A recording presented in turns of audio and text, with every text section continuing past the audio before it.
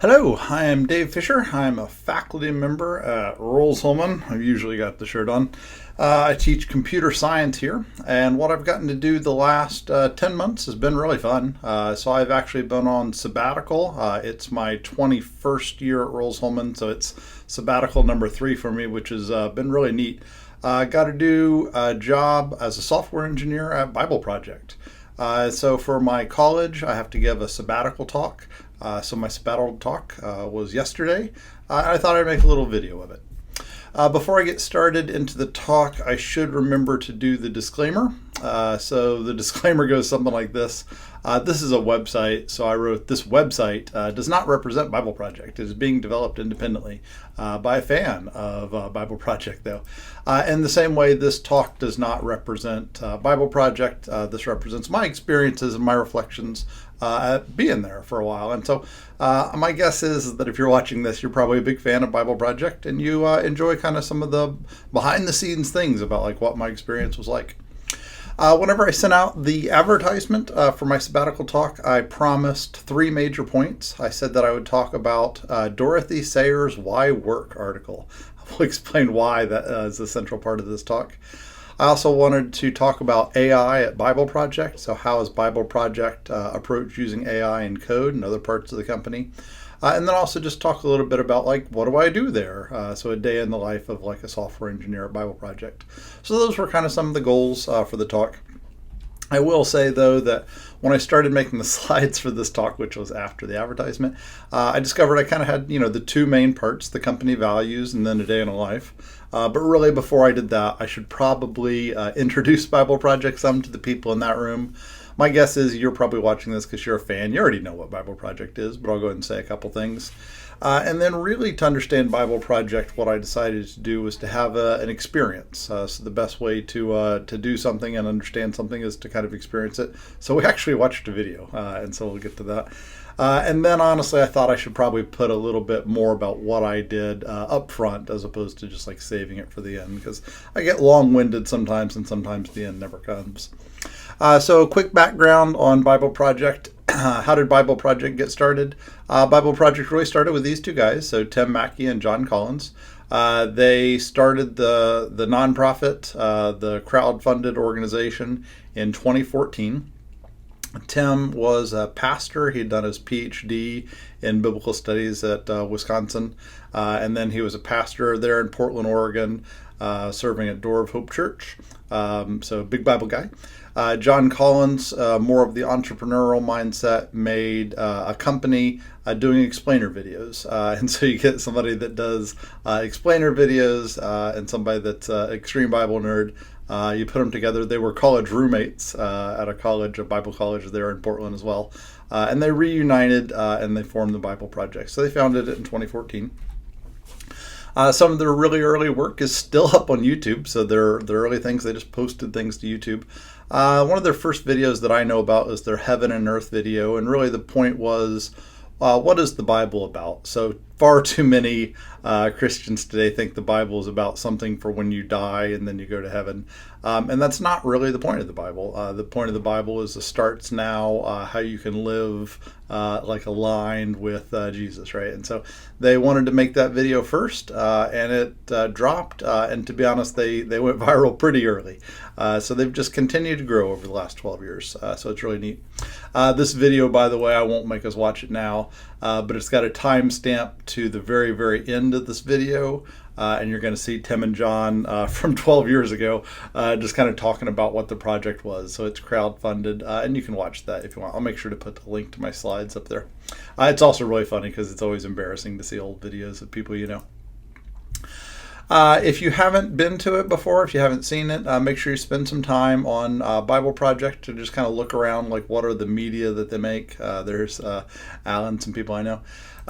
They primarily are known for their videos. Right now, everything is about the 10 Commandments. So where I'm filming this, they had just dropped the 6th commandment. And the videos are kind of people's entryway. There's my bells at Rose-Hulman. The entryway for people getting started with learning more. And you can see that these are short, right? So like 5 minutes, 3 minutes. These are very doable. The next step after the videos that people usually dive into a little bit deeper is the podcast. So there's something like 2 million podcast listeners. And so they put out this podcast roughly an hour a week. I make sure to catch it. It drops on Monday morning, first thing.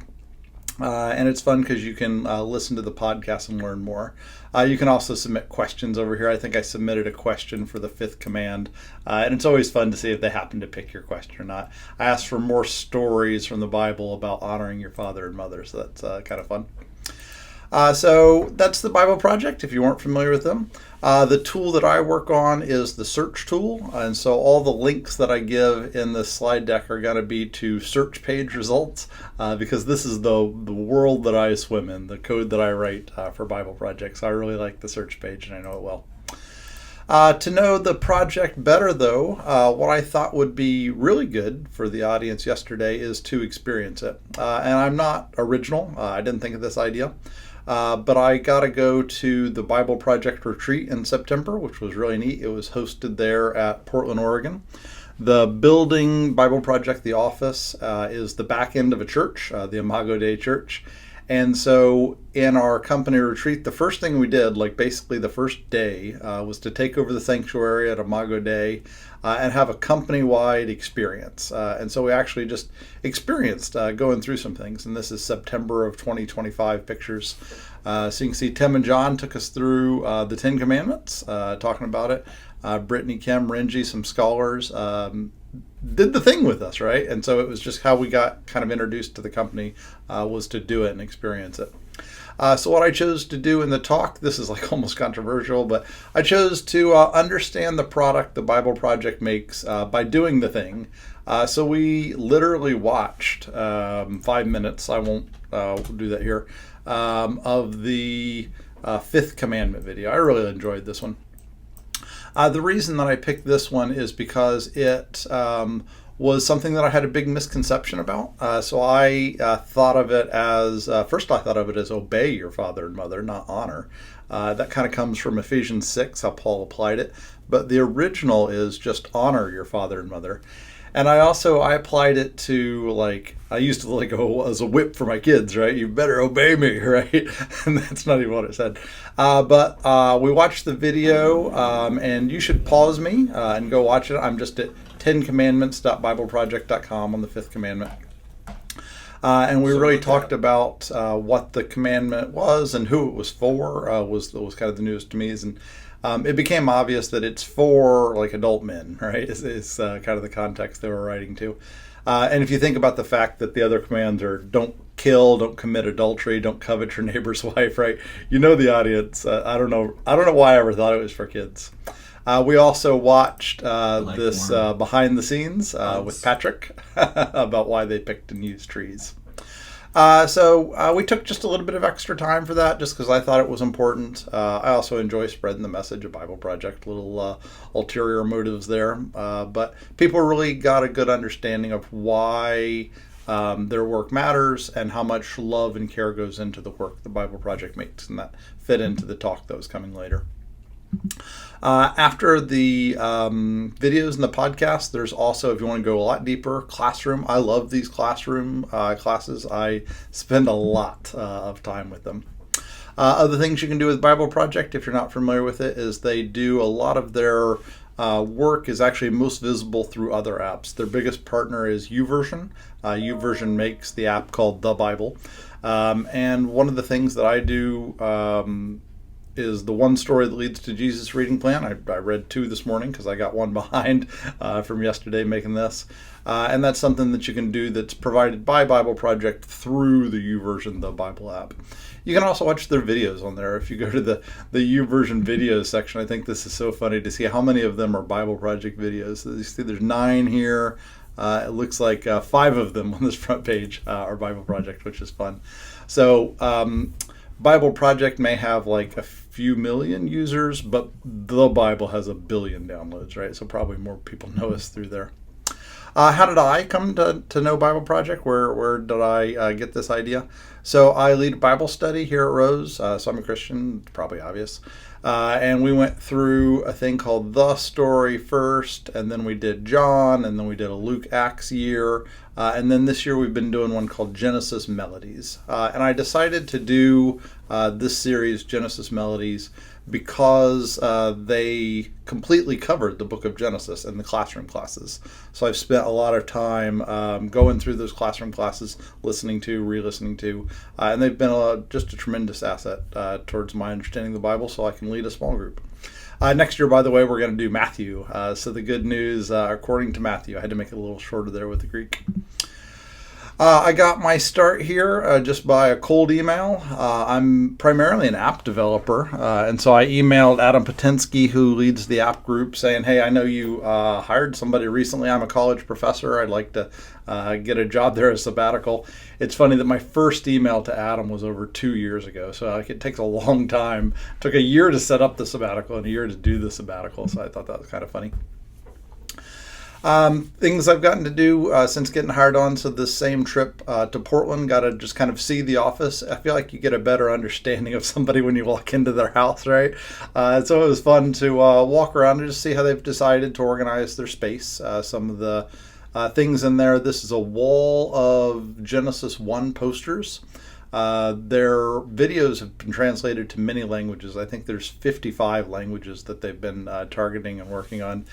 So this is a poster of Genesis 1 in 55 different languages. I don't know if that's quite 55. 7 times 8, 56 minus 3. Pretty close, right? 53.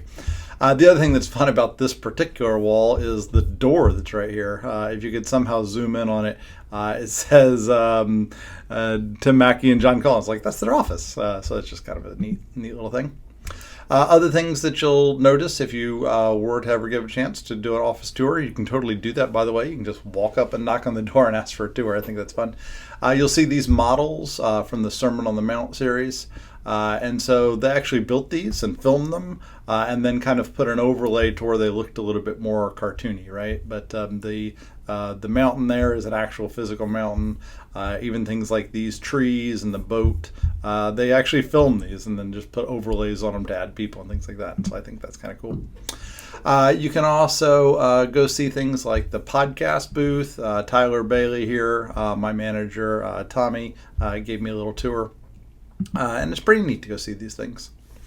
Other things just to kind of know about the organization is that Tim and John founded it, but to be honest, they don't run it today, especially Tim. Tim focuses on playing his role. He wants to be a certain part of the body, and he is a scholar, and he is not as actively involved in the day-to-day running of the company. John is a little bit more involved, which is fun, but he's not the CEO. The CEO is Steve Adkins, who was influential in like the early days as well, in trying to help the crowdfunding actually fund this project. And I'll also mention Rudy, COO or something like that. But these are kind of the upper management that leads the leadership teams, and then the leadership teams work with the many different teams. Around 120, 130 people these days at BibleProject. I think it's slimmed down closer to 120 right now. And many different projects, from coding people that do the product side, so the web group, the services, shared services group, to the scholarship teams, the animators, the people that do the videos for classroom. Quite a few people. Around 60 to 70 are on site in Portland, and then the rest of us are remote. So I'm remote. It's nice for me that the software engineering team is fairly remote. My team is publishing. So I'm on the product team. I'm a software engineer. What does publishing mean? What does publishing do? Publishing is the librarians. So there's 3 of us that are coders on publishing right now. So Adam and Ben. Adam's the main guy, and then Ben, and then I'm the underling helper. So that's kind of fun. The 3 of us software engineers. We have a product manager. We have I forget the other term. So engineering manager, and then we report up the line eventually to Joel is where we go to. We also have a UI person. Why do we need a UI person? What product do we make? I guess I could show that briefly. I'm on my Rose computer right now instead of my work computer. I could show you Sanity and kind of how some of that works, but I guess it's harder to do from here. And so they report up the line to Terry, who used to be over at YouVersion, and so that's kind of our group. We have enjoyed the librarian joke. So we don't make the content. We don't distribute it. That's for web and app. But we do help manage the library. So we make sure that the 55 different languages, the videos, all the links are well organized. So I made a little picture of us here as Wong from Doctor Strange from the Marvel Universe. I thought that was fun. And so what happens is different people will put information into our content management system, our CMS. We use Sanity. And then that will get deployed to a SQLite database.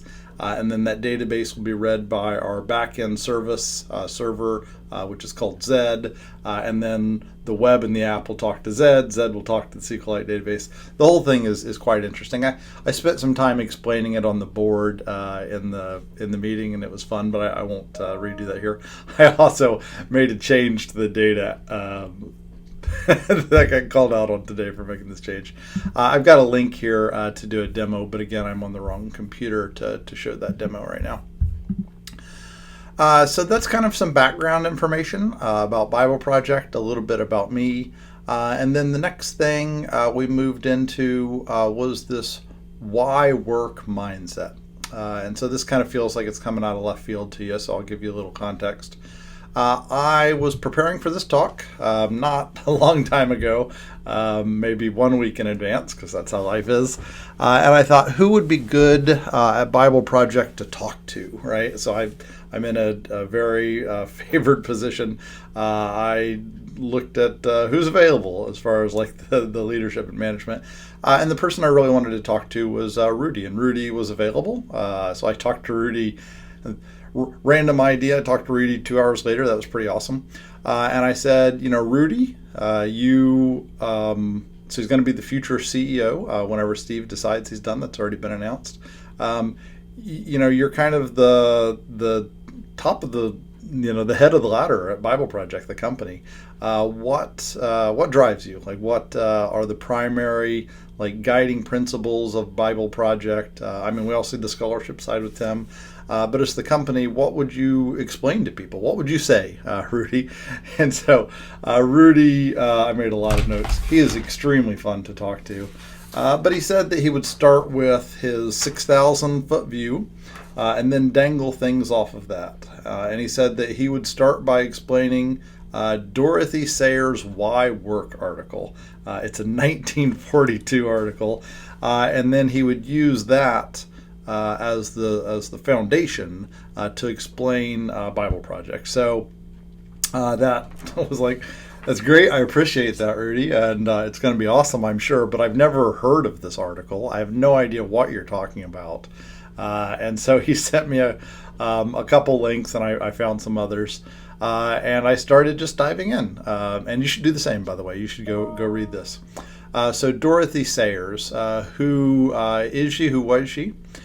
She's a Brit, so Great Britain, east of England, and she lived, the 1910s to I should just go look up on Wikipedia her exact birth and death, but she wrote crime novels in the 20s. She was one of the first women who graduated from Oxford. And she had this peculiar notion about work, that she saw work very differently. And she wrote about it, and some people listened to her, some people didn't. And then something happened in her lifetime. World War II happened in her lifetime. And so in 1942, she wrote this article, Why Work, which I think took a lot of people where they actually listened, because they were experiencing this giant cultural shift in the economy. And so this happened in America too. But anybody that made buttons, anybody that made dog food, anybody that made anything, when the war started, you switched, right? It's like, hey, I bet that button plant, we could use that button plant to make bullets, right? It's like, I bet that dog food plant, we could use that dog food plant to make meals for soldiers. Other plants would get used to make a tank, right? I mean, like, the whole country shifted to be just a war machine, right? And during this shift, this thing that could never happen that did happen, everybody's focus on work just completely changed. And so suddenly it was no longer about making money. It was suddenly about the product that you made, right? So the tank and the gun had to be the very best of their kind, is what she would say. And it resulted in her spelling out her mindset towards work. So you can read this in a couple places. Here's a reprinted PDF. By the way, I think this reprinted PDF is funny. It came in the spring of 2020. Can you remember what happened in the spring of 2020? Yeah, so during COVID, everybody was kind of interested in this why work. And so you can click on this link to get a reprint, or you can click on the C.S. Lewis Institute. It looks like that link didn't work anymore. Maybe I had to have rights to have that. I'm not quite sure. And so she was a contemporary of C.S. Lewis, as I mentioned. She went to the Socratic Club and spoke various times. What I would recommend is that you go through and you bring this up to read it. But I personally like to listen to her read it. I think this is cool. But you can actually just go listen. Somebody found, this is a Zawani podcast. They found her reading it. So you can just listen to her read it to you, which is fun. You have to turn the volume on, of course.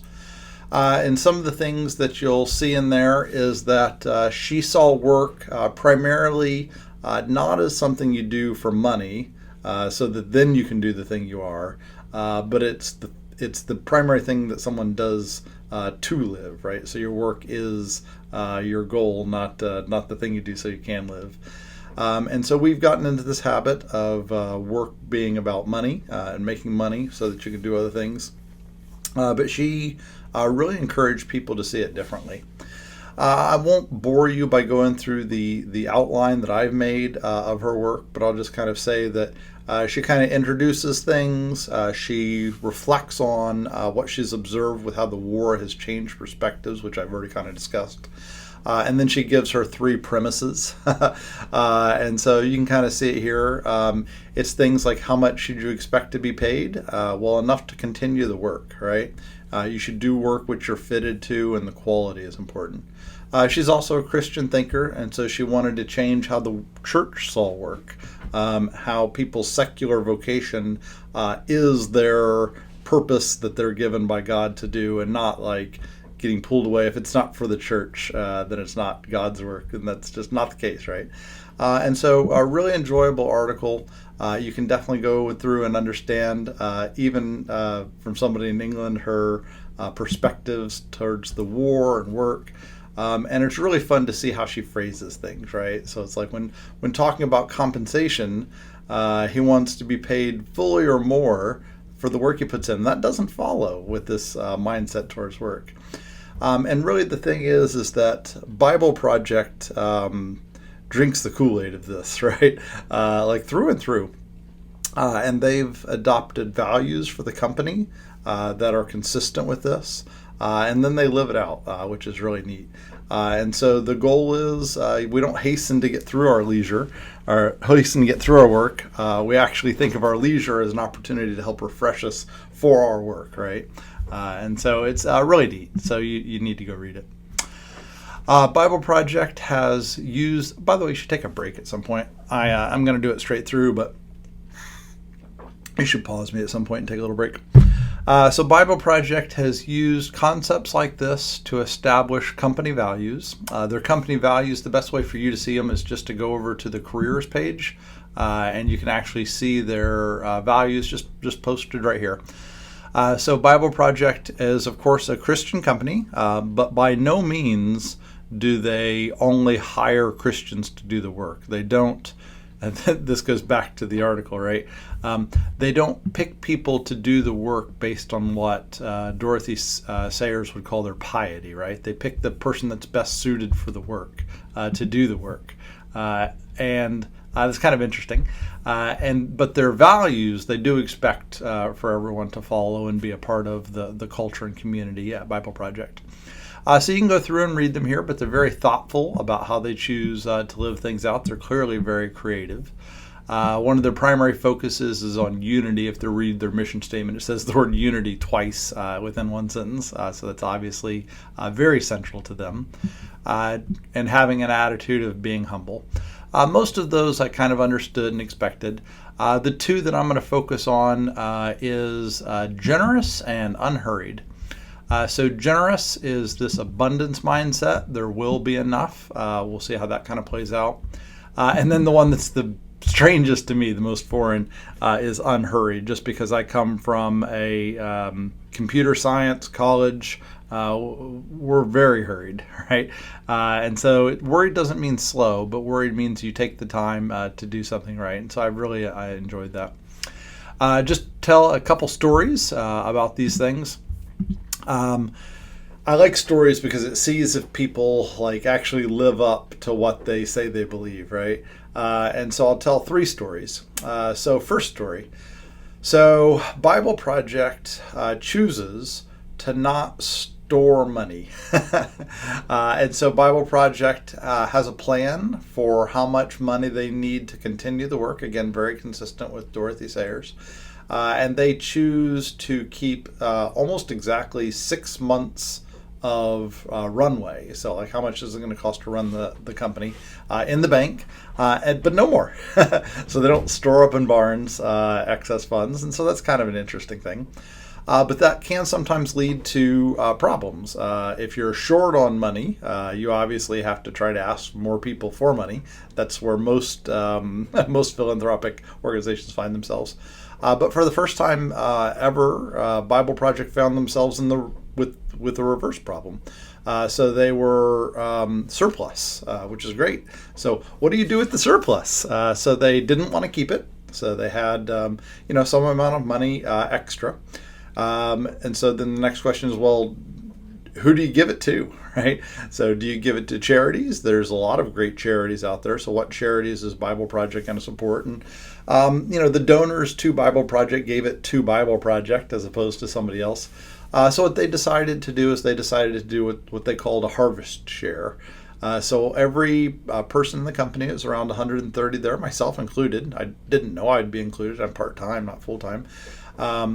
Got a chunk of money, like a Christmas bonus. It wasn't enough to buy a car with, but it was a good amount of money, right? So it's just kind of neat that they chose to do that. So instead of storing it, they gave it away, which I found interesting. And they have this mindset for abundance that there will be provided for in the future. So it's kind of neat. So they definitely need future donations because they didn't store up past donations. So don't not donate to Bible Project. But I found that interesting that they lived that out. They also, taking this abundance one more farther.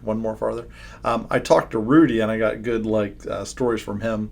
So he told me a story of a donor wanting to make a large gift. Talked to Steve on a Friday and said, I'm decided that I'm going to give this large gift to Bible Project. And you would fully expect for any philanthropic organization to be like, awesome, let's get the paperwork moving. But instead on Friday, and I wasn't there, but I got the story from Rudy. He said, "Can I think about it and get back to you on Monday?"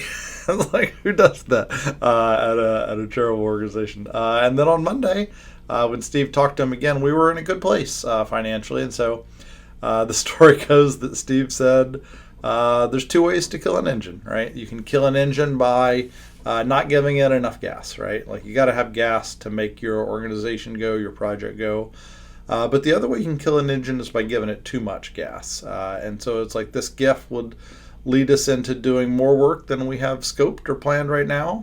And so I don't know what happened with that gift, but it kind of seemed from the story that we didn't accept the gift, right? So that was kind of interesting. So that's my second one. And then the third story, which again, this goes right along with the Dorothy Sayers, each man doing the work that he's fitted to do. So that one, we put on search a project called the Scholarship Fellows, which was 7 people, and then at least 2 employees that I know. And I use the term put on search there because Nobody would say fired at Bible Project, but I was going to give my manager a hard time. I was like, so they used to work here. They don't work here now. And it wasn't their choice. Okay, yeah, they're fine. They didn't get fired. They got put on search. So put on search is a system that Bible Project does in respecting their values. They pay somebody full salary, full benefits for 3 months to go look for something else that fits them. And so this was interesting to me just because we had enough money that we were giving it away to employees. We had enough money that we were declining gifts. And we put on search 7 people. And that was really, really awkward. One of them was from my team even, right? So there used to be 4 librarians. And so I don't know, like that's hard. These are real people. I know these people well, right? And so, but the choice was made that their fit wasn't working out for what the company was wanting to do, and so yeah, true and consistent to what they claim they are. They did that, so it's just kind of interesting. All right, won't hop on that. Spent too long on that. Other things. How does Bible Project handle AI? So we currently live in a time, a window. Everybody lives in some time in a window. So Bible Project has its window here. I have my life in this window. And our current window is affected by AI. There's been things before. There will be things after. But like all things, it takes wisdom to handle any distribution or any disruption to how culture works needs to be addressed. And so how have they chosen to handle it? So when I started in August, September, we had not approved AI tools. There were a couple of us that kind of used a little Gemini on the side, right? But we wanted to be unified as a company about how we move forwards with the use of AI. And we had to establish procedures for how we would be unified and go about making choices in a unified way about tools like AI. We did, by the way, decide to start using AI in software development. So we use Cursor or Claude, you name it, we do it. Not everyone is excited about that, though. There are people who would prefer that the company not choose to use AI, but they, I don't know, they submit to the greater vote. So I think that's a good thing. There's also been things developed to kind of have procedure to this. John Collins is the one that introduced this. I think he worked on it some with Terry. But they have this process called the bargain. So this link will go to the actual worksheet here. So this is an internal worksheet, but got a permission from John Collins to externally share it. But whenever you're considering using AI, this is within Bible Project, you need to do it thoughtfully, right? So this is consistent with the thoughtful idea. You need to sit down and think about what you can do now and what you no longer have to do, and then also the reverse of what does it cost you, and think about it. And so this is a worksheet that you have to do with people, and you have to go through and say, like, what is the AI thing you're going to make? So for example, our animation studio doesn't use AI for anything at all, right? It's like nothing, right? And so whenever they think about using an AI tool, like maybe there is a value, they'll go through this worksheet and they'll talk about it together, and they'll decide in a unified way what they're going to do about it. So I just thought that was kind of interesting. Just most people don't have a process and things like that. We also have a lot of AI discussions. So one of the people that I really value a lot is Jeff. He does a lot of code reviews for me here at Bible Project. He is a non-AI guy, right? So in his world, he enjoys coding. He thinks that it makes him creative, thoughtful, and generous in what he offers, and we all fully agree. Nobody's ever going to force Jeff to use AI, right? Not going to happen. If you met Jeff, you'd laugh too. But he would prefer that people chose the same thing as him because, to be honest, he thinks it's a good choice. That's why he makes it, right? But he doesn't force it on people. It also, AI affects Jeff, right? Like he's not so naive. So, for example, AI makes me, I'm a huge AI user, makes me generate code reviews much faster. And so what happens to Jeff, right? Well, Jeff suddenly goes from, 3 code reviews a week to 10, right? And it's because this use of AI has impacted him. And so we need to be unified about how we move forward. So we need to be thoughtful about not giving Jeff a bunch of garbage to review, right? So that's just kind of some of the things that we do at Bible Project, which I found kind of interesting behind the scenes and how they work. A day in the life, what is it that I do to implement search, and how do I use AI when I do it? So this is probably the least interesting part of this talk to you, but I was wanting to explain what I do specifically, technically, for Bible Project. And what I do is I run two things. I run autocomplete. So if you're on BibleProject.com on any page, there's a little autocomplete box. If you type into that box, you come into my world. I do just the back end stuff, not the UI front end stuff. But when you type and it decides what results to show you, I get to decide what those are. And if you go to BibleProject.com/search and you search for something, those results, I'm responsible for making sure those results come up. And this is true for web or also search within the app. So if you search on Google, that's not me, right? If you search within an AI tool, that's not me. But if you come to our product and do a search, that's where I get to live. I had the very fortunate position of when I joined the company in September. It was kind of a, I don't want to say dumpster fire, but I kind of do want to say dumpster fire. Search was pretty broken at the time. We were working with a partner called Cluedo, who started off well, had a good relationship with Cluedo for a while, but it stopped working well over time. Searches for like Easter, it would search for 10 seconds and then time out and say there's nothing, we don't have anything at all about Easter, right? Searches like Genesis, it would search for 10 seconds and then time out because there were too many results, and then we would give you something about Easter, right? And so that's where we started in September, and then where we're at today is we're working with a partner, Algolia, and we've also updated all of the front-end UI. It used to be that Cluedo did the UI as well, and now our web team does the UI. Jasper and Nathan have made this thing just look amazing, right, with Titus and Max. I was originally brought on to do this project because we thought that the solution would be based in semantic embeddings. So I've done some things, not a lot, with the world of embeddings and understanding how they work and vectorizing things. I've gave a talk back in December at Bible Project and Rose-Hulman about demystifying embeddings. It was really enjoyable. Looked at how transformers worked and how predictive things work. It was really enjoyable. I've got like a video and some slides about giving that talk. Interestingly, though, that was what we all thought my work was going to be. It really wasn't. And so what we did instead is me and our lead engineer, Luke, we looked at different providers that we could work with as partners. So we looked at, there were around 30 in the first list, about 12 that we looked at more closely, and then we narrowed it down to 3, kind of somebody from more turnkey to a little bit more DIY, to actually make prototypes of. And so these 3 we considered versus Cluedo. And so I went through and I built up using all the tools. So I chose to focus on just our podcast, but I actually signed up for these 3 different platforms, built a little web client so that I could try them out and test and see how they all 3 responded and how Cluedo responded to different search terms. And we tested all kinds of things, right? Like it takes so long to evaluate a platform.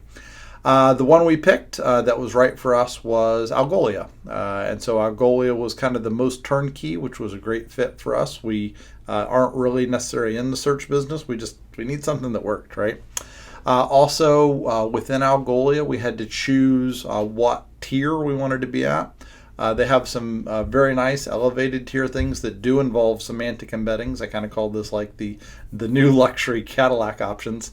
For us, we chose simple. So we did build up semantic search. We did deep mine our transcripts for podcast and videos and classroom, and we saw how it performed. And we decided that the least surprising for us was actually keyword based on mainly titles and descriptions. And so we picked the Grow plan on Algolia, which I describe as a fully functional used caddy, right? And so we've been there and we've been happy with it. We turned it on in November 10th, so it took from September to evaluate, October to implement, and then we turned it on November 10th. Cluedo was in a fairly broken state by then. I'm sure they do good stuff, but it wasn't working out for us.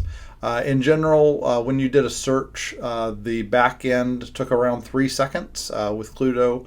And then as soon as we turned on Algolia, so this is like we turned on November 10th, suddenly, boom, right? So we just dropped to sub 200 milliseconds, right, on the back end search. So I have been very pleased with this partner. So props to Algolia. If I'm advertising for them, so be it. You bless us, I bless you back, right? So it's been a good partner for what we're doing. The way our search works, by the way, is it used to work to where web would go straight to the search provider Cluedo to get the results, and then our app went via our backend. Our backend is called Zed. It's short for Tzedakah, which is righteousness in Hebrew. So it's righteousness is the name of our server. It's set up by John Horton and many other people, Aaron Zawinski, and many other people. And we switched it when we were doing the search such that both web and app would go through Zed. And so that way we could switch out the search provider with a decoupled solution. So that was work that was going on whenever I started. And then that way we could just change our back end and our search provider independently. So a search provider means a couple of things. For one, it means that you've got to get all of your data there. So I talked about this a little bit more in the talk, but we have all of our data in the Sanity CMS. It gets ported over into our SQLite backend called BP Content. And now we needed another copy of all that data over in the search index so that we can search it over there to get results back to Zed. So how do we go about getting data over there? Well, for the November 10th date, to hit that one, we crawl.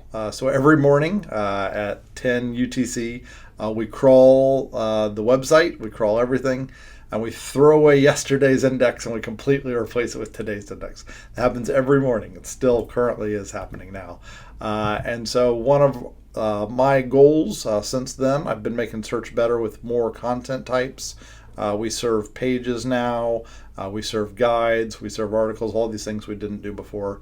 But my goal is to improve the data that's inside, how Algolia gets the data. It's also interesting that this thing that I've been working on, no user will ever see because they won't know whether the data came from crawling or something else. And I found this interesting that this is the project that I got assigned to because there's no user value. The only difference is it's more sustainable in the back end, and so we call it being more Shabbatable. And so, 95% of the work, 95% of the benefit came from 5% of the work, and then this like grinding out the last little bit to make search more sustainable long term is what I've been working on for a while. It's really fun. I really enjoy it. How do we do that work? I joked in the email, just because I like to make acronyms, how do we set up RFCs, PRs, and then how do we use AI tools? I use the acronym MCPs here. And so I picked a project to talk about. I talked about how we do search and how we're going to implement it. Again, I gave the talk from my work computer, but from this computer, I don't think I have access to actually use some of these things. But it was fun. So we use RFCs for all of our planning. This is a request for comment. So we write up these documents to communicate who approves it. This is pretty common business practice. We've been improving this. We've been moving from slabs where they're hosted to GitHub, which has been really neat. We, of course, do all of our code through Git and GitHub. Pretty standard business practice. We use pull requests, PRs. We have 2 reviewers for everything. This is a PR I've got to submit today about improving how Algolia search works. And we also do use AI for coding. I started on Cursor for a long time, but I've been using Claude lately. And with Claude, we do things like their MCPs. You can connect Claude to your GitHub repository directly. So like the thing I'm going to do as soon as I finish this video is to do this command, right? Use your MCP to get the comments from this pull request, so from Adam and Matt, and then help me to implement the changes, right? So there's definitely a tremendous change in the way AI has changed software development. And it's really fun, and I love it. I think it's great. But you do have to slow down quite a bit. My comments whenever I posted about my AI reflections is I said AI was like it's like I'm a paper boy and I usually do my route with a bike, and then AI to me is somebody giving you like a Shelby Cobra, right? Like a fancy new sports car. You use that to deliver papers, and it's better. There's things that you can do now that you couldn't do before, so kind of connected to the bargain. But there's also risk, right? The risk are you have to slow down to make sure you have quality work, because it's very easy to say, make me the unit test, and it makes 200 lines and you ship it, right? And then Jeff has to review your 200 lines of nonsense. And so it's just kind of neat. And so that's where I ran out of time and the 1 hour version. And so that's, I said to everybody, do you have any questions in the last 5 seconds? And ran out of time. The rest of the slides here I did not talk about in my talk, but I thought that they were neat, so I thought I would quickly talk about them with you. Take a break again, and we'll talk about open access. So Bible Project gives away everything we make for free. They have a plan that they're going to only be around for a window, but they would like for their library to be available for longer. So the long-lasting library. I feel like they have kind of a Dead Sea community mindset to them sometimes. And so one of the things they want to do is, of course, make the website and the app available for free and things they're doing there. But they also want to make open access. So I think there's a plan to make like open.bibleproject.com. And the reason they want to do this is so that builders can build things using what they've already established, right? So there's a new team with Luke and Joel and Cameron, and I think we just hired Aaron Zawinski is going to move over and be in charge of the builder program. And so I gave a talk about I am a builder, right? So I work at Bible Project, but I also lead Bible studies. And so I shared at like a product demos 3 different products that I built this year using Bible Project resources, just so they know the kind of things that developers build and make. And so I talked in a product demo about what these 3 were, and I'll just kind of say a couple things to you about them. So first, my motivation. I lead this Bible study, Friday noon Bible study. I love being in there with the students, reading the Bible and reflecting more. We're finishing the end of Jacob stuff here in 2 days. It's going to be great. We're not a big group. I take attendance every week. You can see that we're, 6 to 10 people, so not a big impact. But I love this organization. I love to build things for this. And so we always maintain a website, a calendar of things, so that's not really too surprising. But then there were 3 products that kind of came out this year that I wanted to tell them about so that they can know what people are going to need. The first one was called Bible Project Genesis 1 web app. And so this was used literally for 2 weeks. It took me a month plus to build it, but we used it for 2 weeks in the Bible study. And what it is it's what's called a reverse interlinear, and so it shows the English and the Hebrew. So a lot of the people in the Bible study don't even really know much about the languages that are behind the Bible, right? So the Hebrew in the Old Testament and Greek in the New. And so you can see the Bible Project translation. So this is the Bible Project translation from their classes. And you can see what word is tying under this. You can also see where that word gets reused. So you can look at reuse patterns, and you can click on words to see like, oh, sky appears once in the title and then 10 more times. That's kind of interesting. And then, land appears once in the title and then 20 more times. So edits. You can see things like the number of words used in the opening, and it was really neat to kind of dive into the structure of how 1 and 4 go together and 2 and 5. So at any rate, these are the types of things that you can build. I've also got some filters here where you can see like the 7 times that God saw, including the 7th where he said it is very good. So that was just kind of one of the projects that I built and I talked about. The challenge, of course, is that took me like a month to build, and we used it for 2 weeks in the Bible study, right? And so it was a neat thing, but I needed a system that scaled better. I had a plan, by the way, to do, the Eden story and to do the same kind of concept. But I did realize that I was in trouble because I couldn't develop at the same pace that I needed. So that led me to phase 2, a little bit more sustainable project. I discovered that those classroom visuals, because I work there, are available as iframes. So I took these classroom classes and these structured like literary designs are just available as websites if you know the URLs, right? And so I started posting like on my calendar a link to all these things, right? So whenever we got to reading Genesis 2:18, we read it from the Bible Project translation with highlights and structures, and it was really neat. And then I realized that I needed to organize these better. So what I did is for the Bible study, I made a Bible reader, which is fun. And so this is just genesismelodies.web.out/Avraham. You'll get the joke if you do the courses. But we just use this as our Bible. So I just put this up on the projector.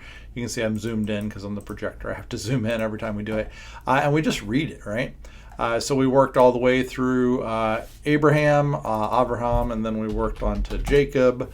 And so we're finishing Jacob today. And I thought it was really enjoyable.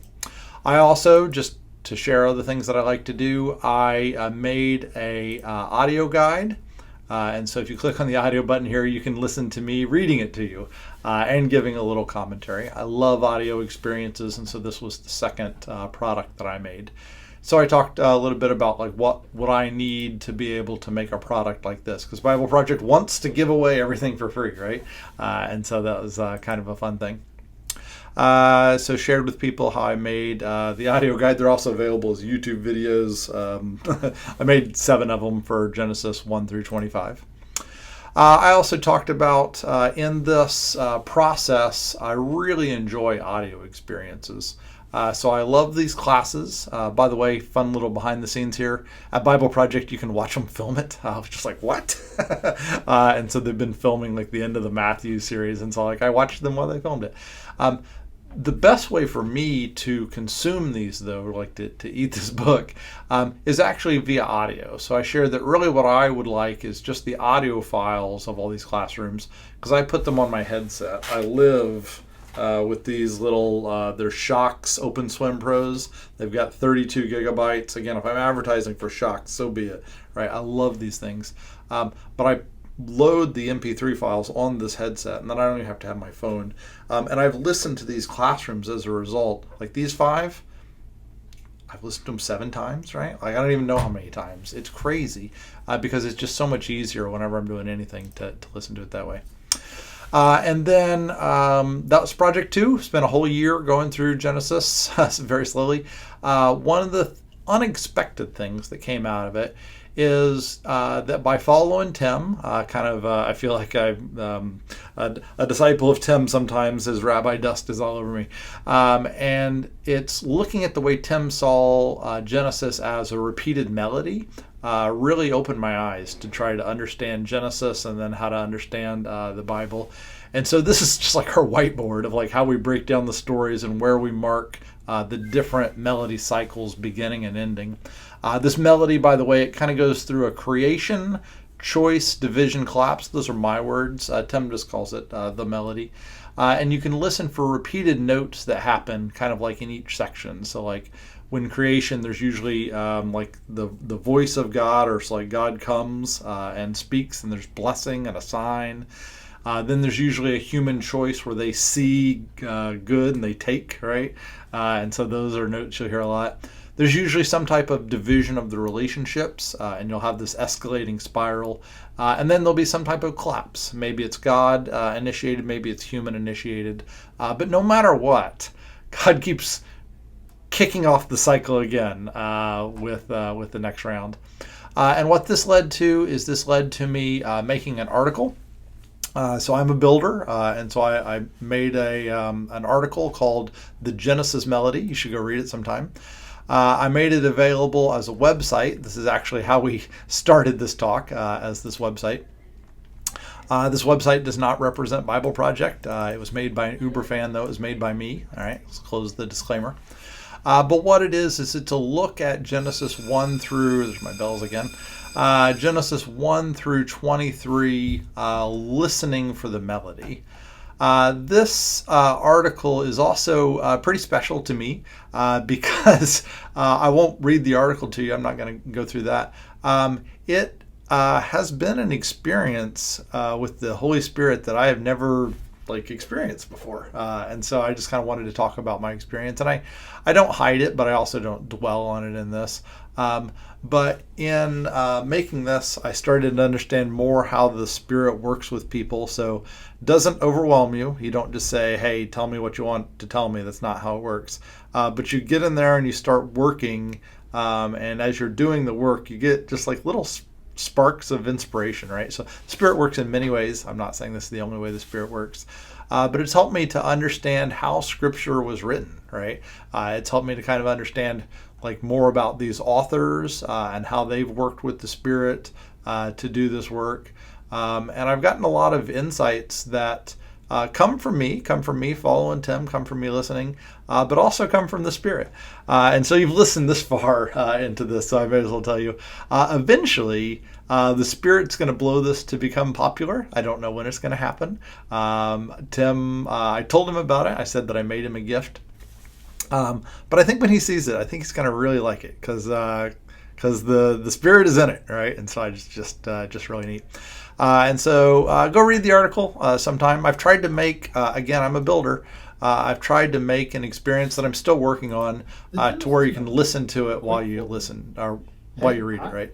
So it's my voice. I'm not a voice actor, but I do really value audio experiences. I also really like to listen on the go, as is these headsets. And so check it out. You'll kind of see how Genesis points to Jesus, and you'll see some of these melodies that are in here. You can see it runs about an hour and a half.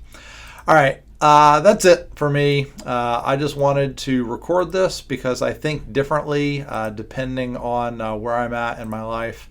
And I'm kind of at a unique time where I've just kind of finished this sabbatical phase. I gave this talk and I wanted to record some of these things just so I've kind of got them for however long after. All right. Thank you so much for joining me, learning more about kind of what I've been up to. All right. Thank you.